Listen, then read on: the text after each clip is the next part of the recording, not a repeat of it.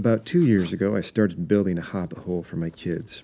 Initially, I thought it was going to take me around a year, but like I said, I'm almost 2 years in and only about halfway done, so that didn't really go the way I thought it would. But that's okay. I've made some memories with my kids during that time, and by moving all those concrete blocks down the hill, I've lost a little weight too. So, I still count what I've done so far as a win, even if I didn't meet my deadline. Of course, I'd love to be farther along with building this thing than I am. It would be amazing if today I was posting a video of me sitting inside a finished Hobbit Hole, smoking my Hobbit pipe with my feet up on my Hobbit hearth, relaxing in front of a tiny little Hobbit fireplace. Or I'd even settle for a video of me building and hanging the round Hobbit Door. But unfortunately, I can't post either of those videos. I can't post the first one because I don't smoke and pretending like I do would be dumb. And I can't post the second video because the Hobbit Hole door isn't finished yet. Because like I said, I'm a year behind the somewhat arbitrary deadline I set for myself. But that's okay. I'm in the process of building that wonderful round Hobbit door right now, as well as the not so wonderful and very challenging round door jamb that it's going to hang in. And eventually, God willing, this whole happy little Hobbit house will be done and my kids will be hanging out in it. I just need to stay positive and keep going. In the meantime, for those of you who are Hobbit nerds like me, I thought I would just show you some footage of the waterproofing process, which I finished.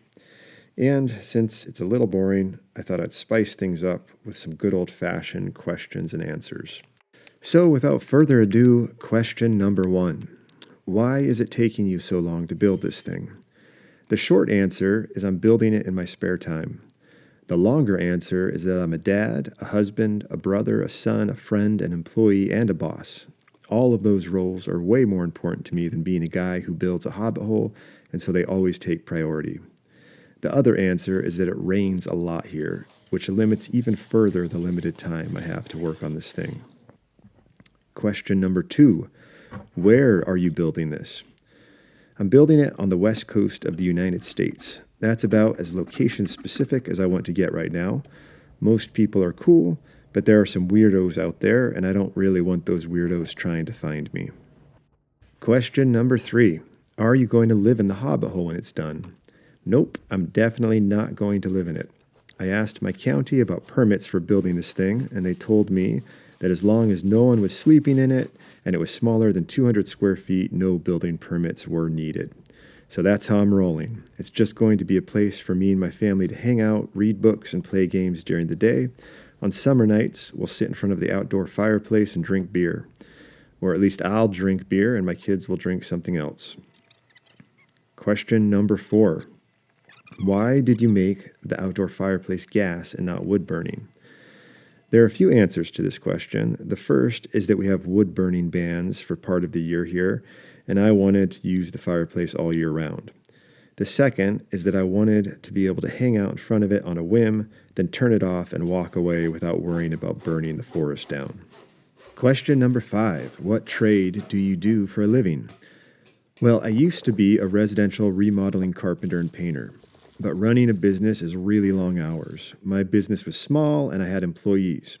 That meant that any position that was vacant or that I couldn't afford to fill fell on me. So on any given day, I could be lead carpenter, salesman, project manager, human resources, painter, laborer, bookkeeper, or anything else that needed to be done. Of course, I like working hard, but eventually all those long hours started to negatively affect my emotional well-being and my ability to be a good dad. So about 6 years ago, I closed the business and went to work for a company managing their maintenance department. It was a pay cut, but I work 40 hours a week now, and my evenings and weekends belong to my family and not my job. Question number 6. Are you going to rent this on Airbnb? The direct answer to this question is no, I'm not.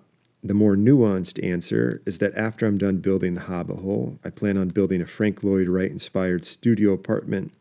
It'll be up the hill overlooking the forest, and it will be a legal permitted dwelling. When my kids are older and done with the Hobbit Hole, and if my county allows me to, I plan on renting out that space. I'm hoping to connect the two spaces via a trail so that fans of Middle-earth can stay in the Frank Lloyd Wright-inspired apartment at night and then enjoy the fantasy world of Tolkien during the day. Question number 7. How much have you spent? So far, I've spent about $38,000 on materials.